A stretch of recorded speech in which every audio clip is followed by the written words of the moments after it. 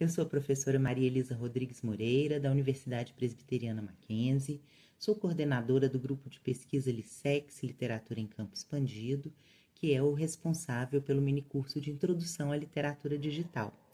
No nosso podcast de hoje, nós vamos conversar sobre esse assunto com o professor Vinícius Carvalho Pereira, da Universidade Federal de Mato Grosso, que se dedica já há bastante tempo aos estudos de literatura digital. Vinícius, muito obrigada por estar aqui conosco hoje. Vinícius, você poderia começar contando pra gente como é que foi o seu encontro com a literatura digital? Bom, eu sempre gostei muito das ciências exatas, era um aluno interessado por matemática, inclusive comecei a minha carreira dando aula de matemática informalmente. E uma parte desses meus interesses pela matemática também pôde se manifestar no meu doutorado, quando eu fui estudar na minha tese um grupo de vanguarda francês da década de 60, que era o Oulipo. O Oulipo foi um conjunto de escritores que tinham ou formação profissional ou não na área de matemática, mas mesmo quando não tinham, se interessavam pelos formalismos, pelos algebrismos da linguagem e que experimentavam muito, então, nessa fronteira entre poesia e matemática, principalmente combinatória, mas também narrativa e matemática, principalmente estruturas narratológicas muito rígidas, com restrições, que na verdade eram o que determinava muito do trabalho dos oulipianos, essas restrições que eles chamavam de contraintes.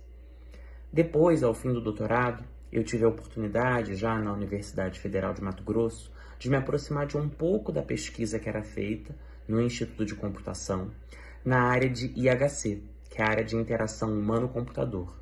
E essa área tem como uma das suas principais premissas a ideia de que uma interface computacional é um texto que pode ser interpretado e por meio do qual o designer conversa com o usuário final. Então, esses interesses prévios se juntaram à discussão da interação humano-computador e eu passei a me perguntar: onde estão as obras literárias que vão jogar com essa interface computacional para fins estéticos? Então, onde estão essas obras que vão usar os recursos digitais de multimodalidade, de generação automática, de hipertextualidade para fins estéticos? E aí eu fui chegando na literatura digital.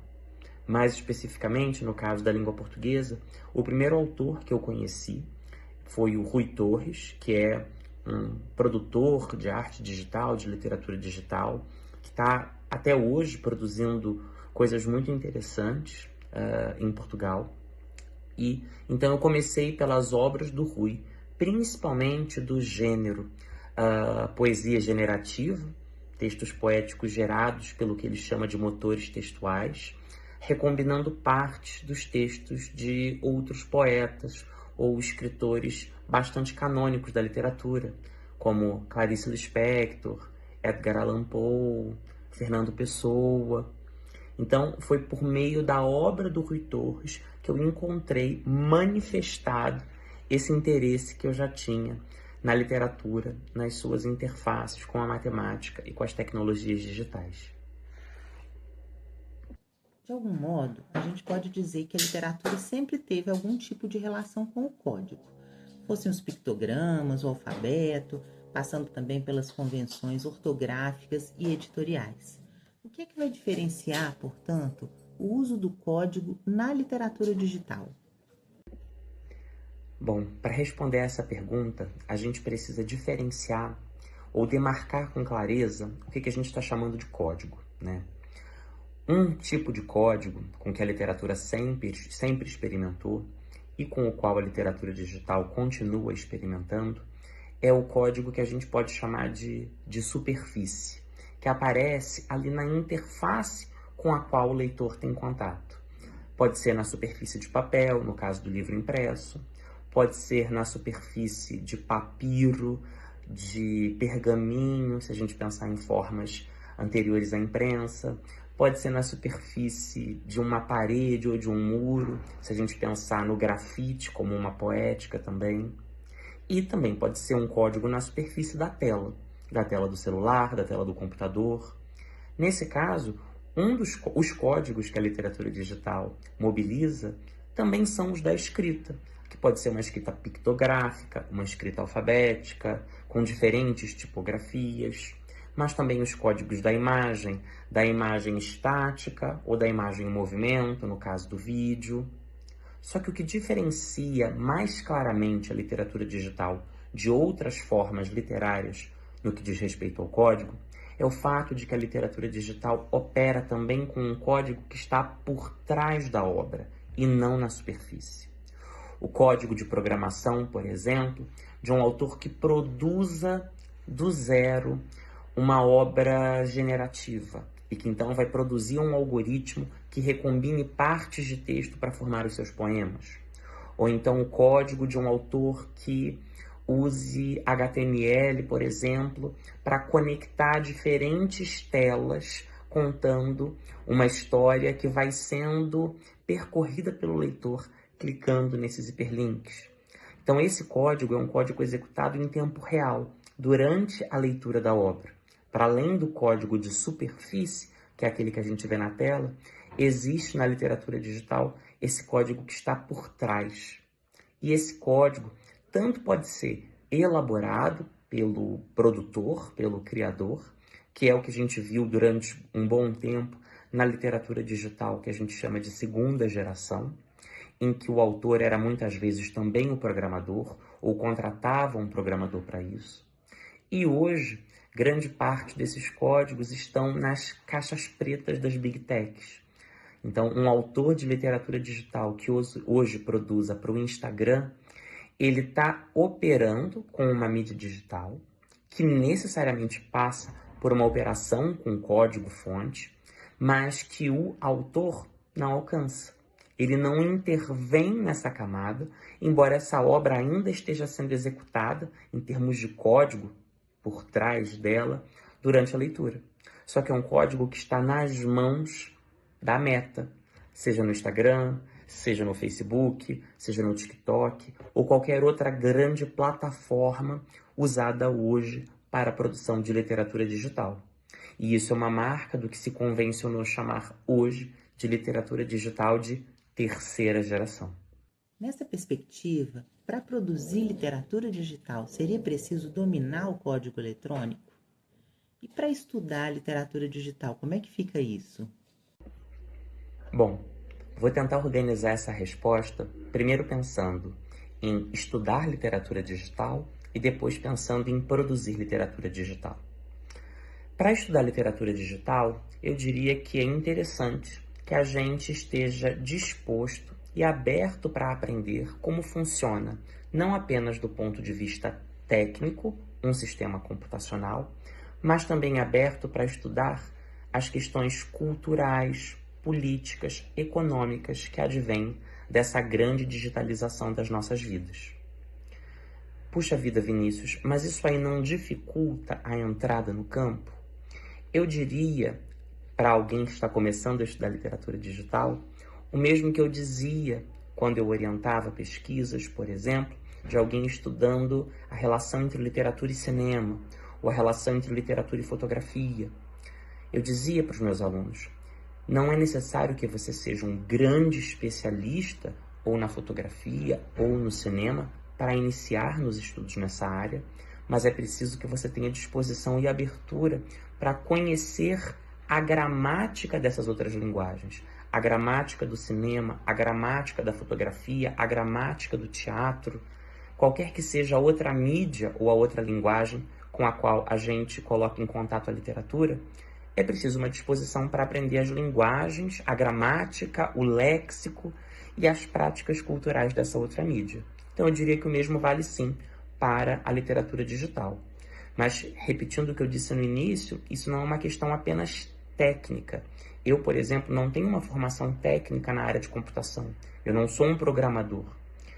Eu tenho um conhecimento básico acerca de como funcionam os processos computacionais, mas tenho uma abertura para pesquisar, para entrar em contato, para discutir com especialistas questões técnicas das obras que eu estou estudando. Mas mais importante do que isso, eu diria, é a disposição que eu tenho e que outros pesquisadores jovens, é importante que adquiram também, é a de pensar a cultura digital, a transformação econômica, política, social que a digitalidade impõe às nossas vidas. E isso não depende de ser um especialista em TI. Hoje, as formas de cidadania que se nos colocam são formas de cidadania atravessadas pela digitalidade. Então eu diria sim que é importante para um cidadão dos nossos tempos estar disposto a aprender isso. E quanto à produção de literatura digital, Vinícius, eu diria que diferentes gerações de literatura digital demandaram diferentes graus de conhecimento sobre código digital. Então, se a gente teve, por exemplo, no começo da literatura digital, um uso de computadores super específicos, aqueles mainframes que ocupavam um andar inteiro de uma repartição pública e exigiam um altíssimo grau de especialização para a produção de obras. Depois, nos anos 90, anos 2000, com a popularização da internet e dos computadores pessoais, o grau de especialização diminuiu bastante. Não era mais um computador que só existia em alguns lugares muito específicos, mas sim um computador que a gente tinha na nossa casa. E muitas vezes um grau de conhecimento sobre programação que era possível mesmo para os não especialistas. Hoje, na terceira geração de literatura digital, muito voltada para os smartphones, muito voltada para as redes sociais e os aplicativos, a gente vê uma redução das exigências de conhecimento técnico para a produção. Então, hoje, produzir instapoesia requer, além de uma imaginação poética, em termos de conhecimento técnico computacional, o conhecimento para operar com o Canva e para operar com o Instagram. E aí, talvez, a maior parte das pessoas assistindo a esse vídeo aqui digam: Vinícius, mas eu sei fazer uma divulgação no Canva. Vinícius, eu sei fazer uma postagem no Instagram. Então, você que está ouvindo e tem esses dois conhecimentos, tem um conhecimento técnico suficiente para produzir instapoesia.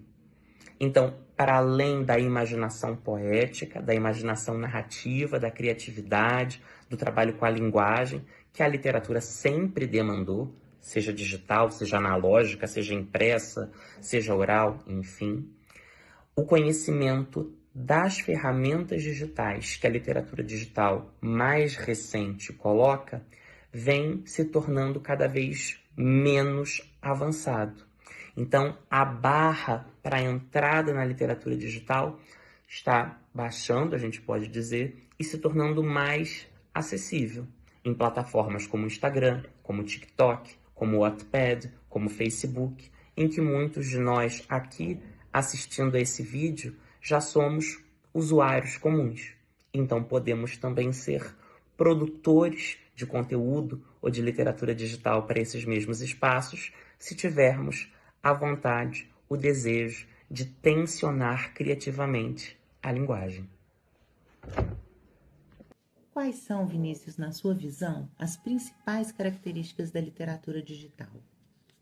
A literatura digital foi durante muito tempo caracterizada por marcas como a multimodalidade, ou seja, a possibilidade de combinar imagem, som, texto, vídeo. Também foi muito marcada pela interatividade, que é a possibilidade de a obra reagir ou alterar-se materialmente a partir de dados colocados pelo leitor. Foi também muito definida pela não linearidade, que é a possibilidade de ser explorada a obra por caminhos diferentes, então não havendo apenas uma sequência única, senão rotas alternativas de leitura. Hoje, no entanto, eu diria que a literatura digital é muito definida pelas plataformas em que ela está sendo produzida, circulada e consumida. Quando eu digo aqui plataforma, eu estou pensando sobretudo nas redes sociais, que são o principal espaço de produção, circulação e consumo de literatura digital hoje. Então, a poesia no Instagram tem as suas características muito determinadas pelas affordances dessa plataforma, ou seja, pelo que o Instagram permite fazer, pelo que o Instagram obriga a fazer e pelo que o Instagram impede de fazer. Estou dando aqui esse exemplo do Instagram, mas poderia ser qualquer outra plataforma que venha sendo apropriada pelos usuários para a produção, circulação e consumo de literatura digital.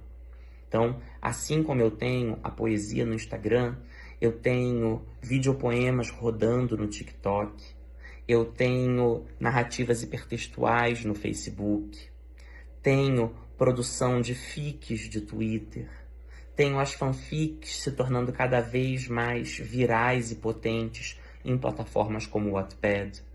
Então eu diria que hoje a principal característica vai ser definida por essa associação com o modelo de negócio das redes sociais. E isso, claro, tanto vai determinar potências para essa literatura, mas também restrições, mas também questões de privacidade, porque também são obras que estão sendo disponibilizadas e consumidas em plataformas que capturam dados dos usuários, que provavelmente comercializam dados desses usuários, que vão veicular anúncios direcionados àqueles usuários pelos dados que geram na plataforma. Então eu diria que uma característica fundante da literatura digital atual é a maneira como ela se fricciona muito de perto com as práticas do tecnocapitalismo feitas nessas plataformas de Big Techs. Vinícius, para a gente encerrar essa nossa conversa de hoje, será que você poderia nos indicar alguns autores, alguns artistas que estão trabalhando aí na produção de literatura digital hoje em dia? Bom, considerando que esse é um campo em constante expansão, nenhuma sugestão que eu der aqui vai dar conta da multiplicidade dele. Mas eu quero apontar alguns autores que estão experimentando com diferentes mídias. Uma delas, se a gente pensar na poesia hipermídia, eu destacaria o André Valias, que é um autor já consagrado de literatura contemporânea, não só na esfera do digital, mas que vem experimentando há muitos anos com a poesia digital hipermediática, que mobiliza música, vídeo, imagem estática, texto em movimento. Ele fez obras muito importantes para o Adobe Flash, que é uma tecnologia hoje que a gente pode chamar de morta, e ele tem alguns projetos de recuperação dessas obras, e algumas dessas obras já foram recuperadas para o Instagram do André Valias, que é um espaço também em que a gente pode encontrar tanto poemas hipermídia antigos dele, quanto poemas novos já produzidos para o formato do Instagram. No Instagram também, mas com uma estética completamente diferente, muito mais próxima do que se convencionou chamar de instapoesia, a gente tem a Riane Leão, que é talvez a produtora de literatura digital brasileira mais famosa hoje. Se vocês olharem o perfil dela no Instagram, onde jaz meu coração, vocês vão ver uma quantidade massiva de produções, de leitores, de seguidores. E ela trabalha com essa estética, que a gente chama de instapoesia, muito marcada por textos diagramados em ferramentas como Canva, e que depois são upados por um Instagram, às vezes por formato de Reels, às vezes por formato de Stories, a depender do projeto estético que está aí sendo mobilizado. A gente também tem a Andréa Catropa, uma autora que já produziu para diferentes formatos digitais.